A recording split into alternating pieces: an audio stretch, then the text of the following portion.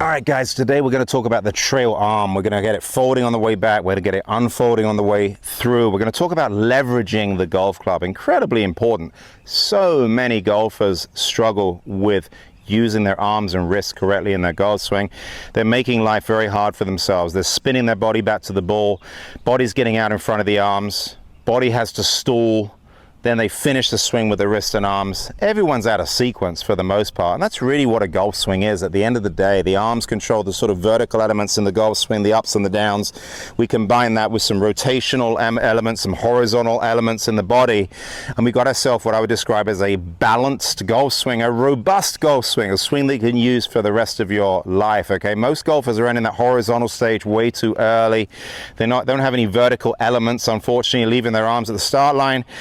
That is a huge problem for you slicers out there, or you golfers that the harder you swing, the shorter you hit it. That's the reason why, okay? You don't have any leverage. You don't have any leverage.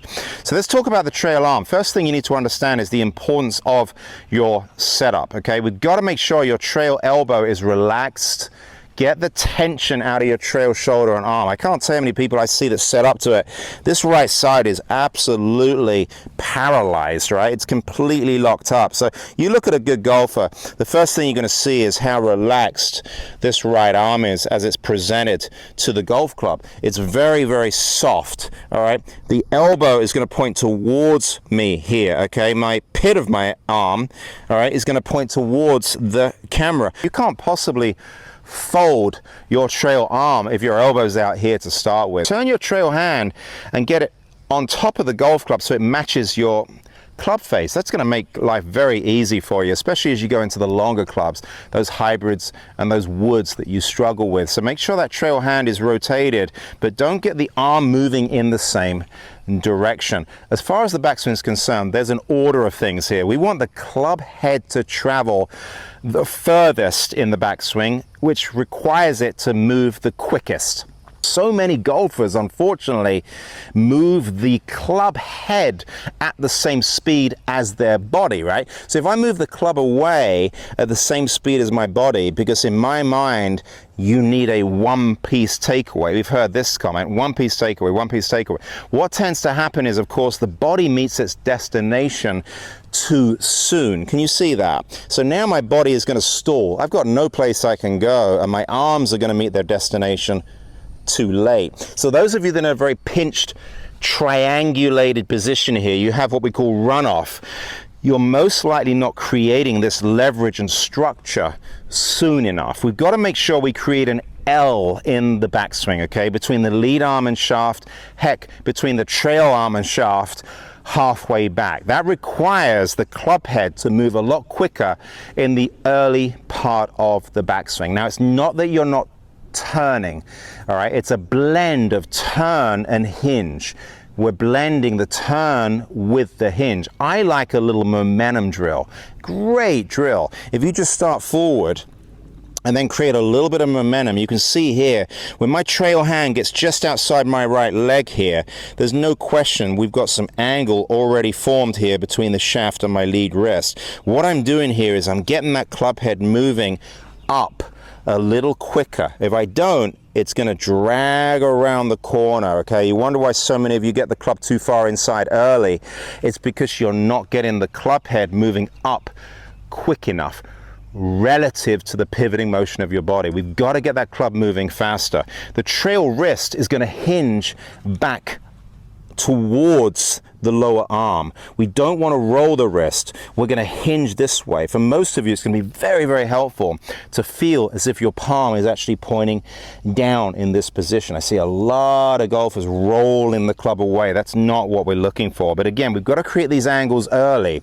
And then what I like to do is I like to fold my lower arm sooner as well. So what I'm doing is I'm starting to fold my lower arm towards my upper arm right around waist high. And that's giving me that really nice box where I'm creating those angles to the side of me between my shaft and my lower arm and my upper arm, right in around here. That's actually quite soon, isn't it? Can you see that? The sooner we can do that, the more proficient the top of our backswing is going to be. For those of you that are much later to the game, you're going to have to unpack some of this stuff later in your backswing, and you wonder why some of you overswing or feel like the club's just kind of out of control at the top. So the irony behind this whole thing, and it's such a difficult game, as you all know, it's a very challenging game, is that if we can be somewhat narrow early, and I'm not talking about pinching and bringing your arms towards you, but if we can be a little bit more sort of structured and boxed up soon, can you see that? From this position, we can create some width late, which is what we're looking for.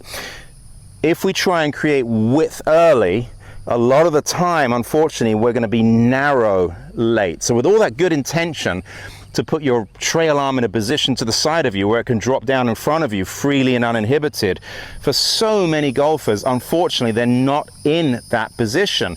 They know where they need to be, but they're never able to do it. It all boils down to creating angles soon, all right, in order to be able to maintain those angles late, all right?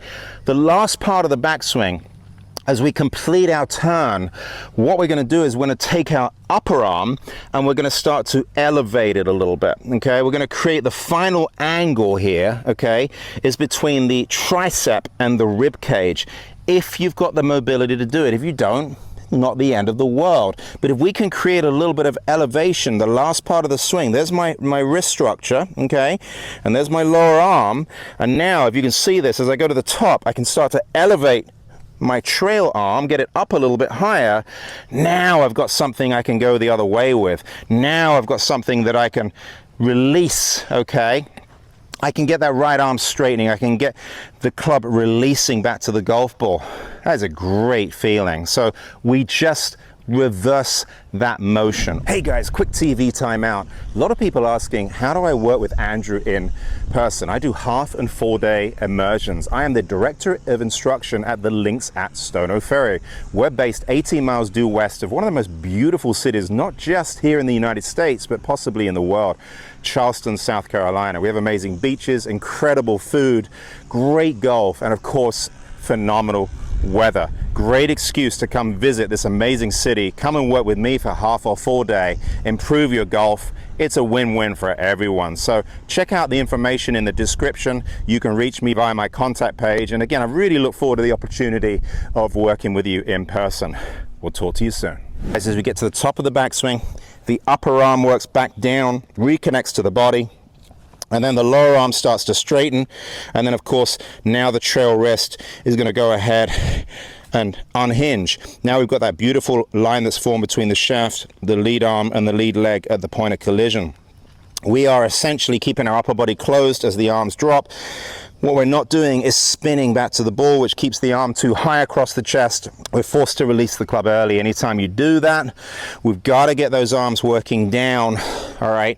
And then what we're going to do is we're going to go ahead and send that speed home. Use your trail hand, guys. Some of you are going to have to use your trail hand more this way in a more rotary fashion.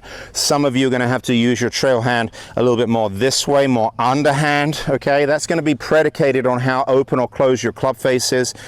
A golfer with a more neutral grip is going to require a little bit more rotation. A golfer with a more closed club face is going to require a little bit less, okay? The release patterns, they are going to be dependent on your grip and or club face orientation in your golf swing. There's no question in my mind that the arms control the vertical elements of the downswing. Without question, upper body stays back as arms drop. That gets us in a position here where we can start to deliver the club into the back of the golf ball proficiently. If you're all horizontals with no verticals, you're going to struggle. So many of you slice the golf ball. That's the main reason why you do that. Now, quit trying to get open at impact. Quit trying to get your shaft leaning forward at impact. That is an absolute nightmare for most golfers. What I want you to do here is use the momentum of the club here to get yourself open as you swing through. You'll be shocked at how dynamically your body will move if you allow your arms to swing more freely past your body.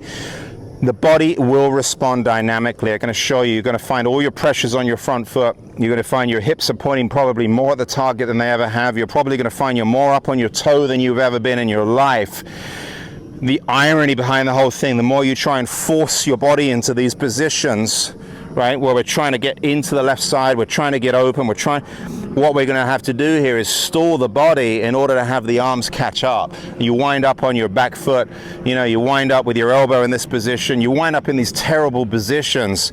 It's a brutal game, there's no question. I think it's a feel v real thing, okay? Ultimately, our proprioception, our feel for what the club is doing without using our eyes, which is what that is the biggest challenge when it comes to coaching, okay? We feel like we're turning the body into the golf ball, we're just getting out in front of it, right?